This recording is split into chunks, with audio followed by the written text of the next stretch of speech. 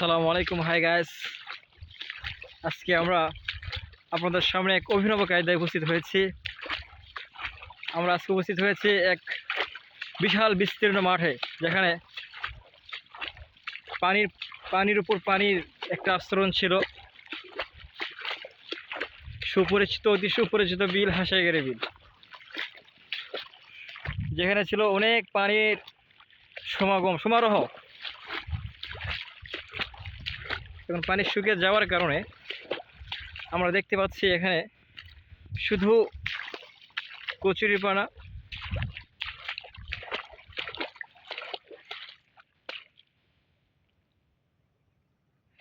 আর সানচি নামক এক প্রকারের ঘাস। আজকে আমরা আসলাম, এখানে আমাদের চাষের ক্ষেত রয়েছে, আবাদের জমি। তো চিন্তা করলাম একটু আপনাদের সামনে এই হাসাগেরে বিলের পানি না থাকা অবস্থায় কি অবস্থা, কি পরিণতি, সেটা দেখানোর জন্য। আপনারা সবাই দেখে বিস্মিত হবেন, যেখানে শত শত মানুষ আসার জন্য, একটু প্রকৃতির সান্নিধ্যে নিজেকে স্নিগ্ধ বায়ুতে আন্দোলিত করার জন্য আসে, নিজেদের গা জোড়ায়, পরিবার পরিজনকে নিয়ে এসে ভালোভাবে কাজ করায়। তো আজকে আমরা সেই বিলে এসেছি, এসে দেখতে পাচ্ছি এখানকার পরিবেশটা অনেকটাই মানুষের অনুকূলে হলেও তারা যখন আবাদ করতে যাবে, আবাদ করার পূর্বে বিভিন্ন ক্যাটাগরিতে, বিভিন্ন প্রক্রিয়ায় মাটিগুলোকে সংশোধন করতে হয়। এই এত আবর্জনাকে হালের মাধ্যমে, চাষের মাধ্যমে এগুলোকে মাটির সংমিশ্রণে নিয়ে পচাইতে হয়। পচিয়ে জমিকে চাষযোগ্য করতে হয়, উর্বর করে তুলতে হয়। আমরা বিলের মধ্যে হাঁটছি, দেখুন আমাদের পরিবেশটা কতটা স্তব্ধ হয়ে আছে। আশপাশে জনমানব শূন্য বললেই চলা যায়, মানে জনমানব শূন্য বললেই চলে। অনেক পথ পেরোনোর পর হয়তো দু একজন মানুষ আমরা দেখতে পাবো, যারা নিজেদের কর্মে ব্যস্ত, নিজেদের জমিগুলোকে চাষযোগ্য করার জন্য, ধান লাগানোর উপযুক্ত করার জন্য চেষ্টা করতেছে, মাটিগুলোকে তৈরি করতেছে।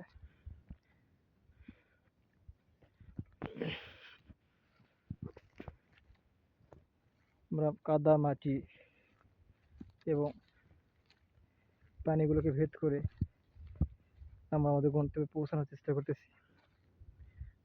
চলুন, খোলা আকাশের নিচে প্রকৃতির একটা শোভা, সৌন্দর্য, বিল হাসাগেরে বিল। এই বিলে মানুষ বিভিন্ন প্রকার জাল, নেট, তারপরে আপনার বড়শি ইত্যাদি ফেলে নিজেদের খাওয়ার জন্য, জীবিকার জন্য মাছ ধরে নিয়ে যায়। তো যেহেতু আমরা আসতে পারি নাই পানি থাকা অবস্থায়, এই জন্য আপনাদেরকে দেখাতে পারছি না এখানে মাছ ধরা যে কত টেকনিক, কায়দা, কানুন অবলম্বন করা হয়। তো এখন এখানে আমরা গুটি কয়েক খোলসন দেখছি, যেগুলোতে অনেক ছোট মাছ মিলে পাওয়া যায়। তো চলুন, আমরা হাঁটতেছি কাদা মাটি এবং কচুরিপানার উপর দিয়ে। হয়তো ব্লগ করার কোনো অভিজ্ঞতা আমার নাই, শুধুমাত্র এই অরণ্য, এই বিলটাকে দেখানোর জন্য আমার আজকে বিশেষ করে ভিডিওটি করা, তো করতাম না।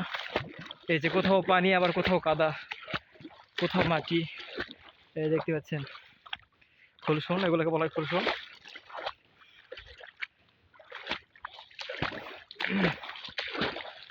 আমরা বিলের মধ্যখানে আছি, কত সুন্দর পরিবেশ। একটু পা জোরে ফেললেই পানির ঝমঝম আওয়াজ, কলাত কলাত শব্দের সমাবেশ। এখানে অনেক অতিথি পাখি আসে, অতিথি পাখিদেরও আনাগোনা থাকে, কিন্তু সম্ভবত যেহেতু আমরা যে সময় শ্যুট করতেছি ওই সময়ে পাখিগুলোর তেমন আনাগোনা নেই। তবে বিশেষ করে সকালে এবং সন্ধ্যায় পাখিদের একটা আড্ডাখানা পাওয়া যায় এখানে। জানি না দেখতে পাচ্ছেন কিনা, এখানে অনেক পাখিরাও আছে। এখানে একটু নিচু নিচু জমি, ভেরি বি কেয়ারফুল, সতর্কতা অবলম্বন করতেছি। হাতে ফোন আছে, ফোনটা পড়ে গেলে পানিতে এ করে সব কিছু বিচ্ছিন্ন হয়ে যাবে। আমরা আমাদের আবাদে খেতে যাওয়ার চেষ্টা করতেছি।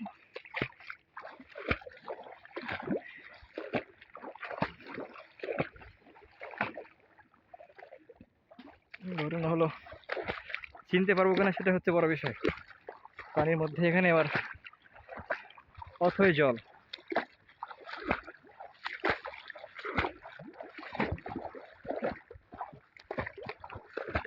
এখানে মাছ ধরার জন্য দেখেন এগুলোকে খুলসুন বলা হয়, এগুলোকে খুলসুন বলা হয়। এখানে লাগে মাছ, অনেক ছোটো ছোটো মাছ, চাঁদা, চান্দা, তারপরে যে ছোটো ছোটো যে প্রকারের মাছ পাওয়া যায় আর কি, যেগুলো আমরা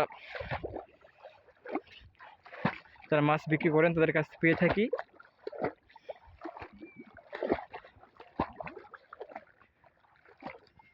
আমরা মোটামুটি সম্ভবত আমাদের কাঙ্ক্ষিত জায়গায় উপস্থিত হতে পেরেছি, আলহামদুলিল্লাহ। এটাই আমাদের আবাদি ভূমি।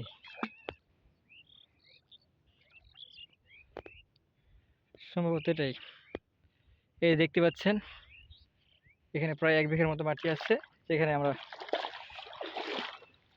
ফসলাদি চাষ করি আর কি। তো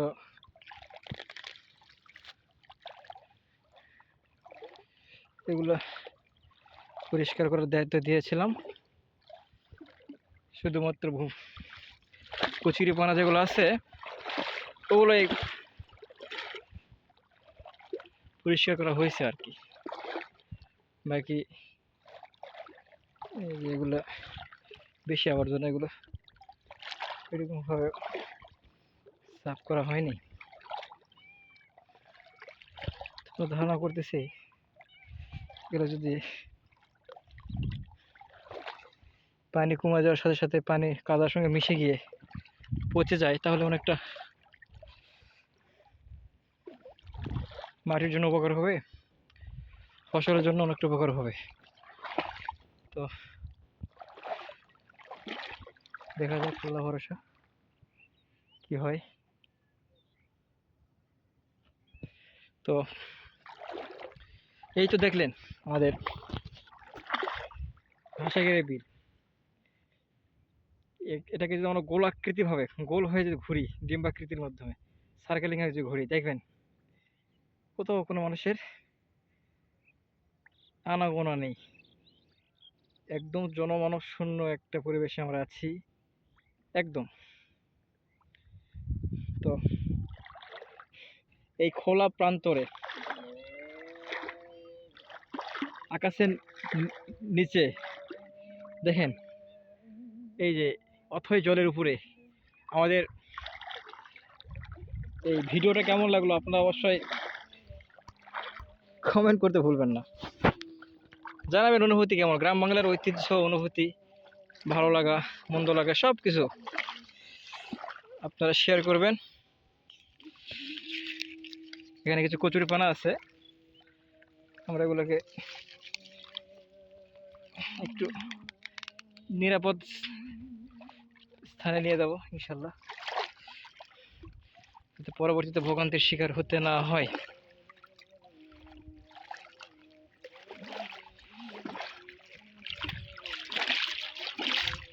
তো এই আমাদের জার্নি গ্রাম বাংলার মাটি, ইঞ্চি ইঞ্চি ভূমি, এগুলো অনেকটাই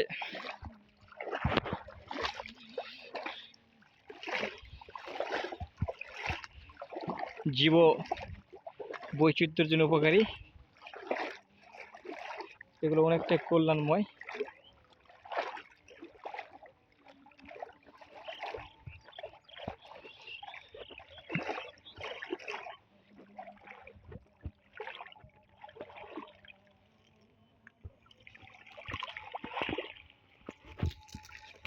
স্তূপ করেছে, এগুলো যতগুলো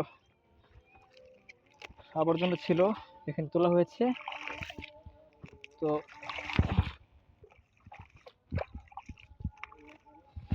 কেমন লাগলো ভিউয়ার্স, আপনারা যারা দেখতেছেন এই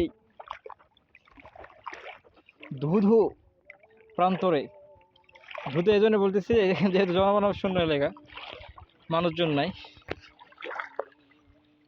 শুধু পানি আর কিছু আবর্জনার স্তূপ, কচুরিপানার।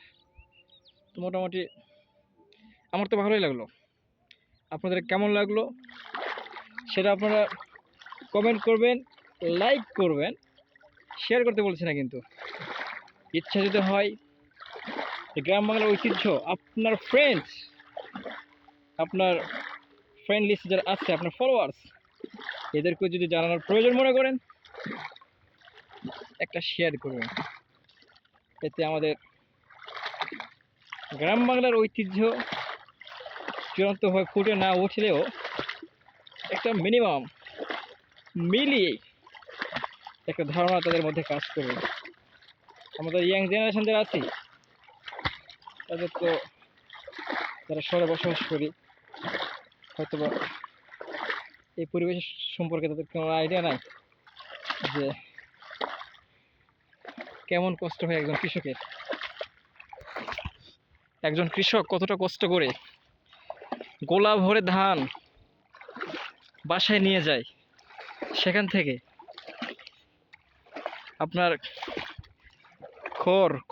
খড়কুটা, চাল, গুঁড়া, ব্যান ইত্যাদি, যেগুলো আমরা নিজে খাই, গরুকে খাওয়াই, যেগুলো আমরা সযত্নে আউটপুট হিসেবে ব্যবহার করি, সেগুলো কিন্তু বিনা কষ্টে সম্ভব নয়।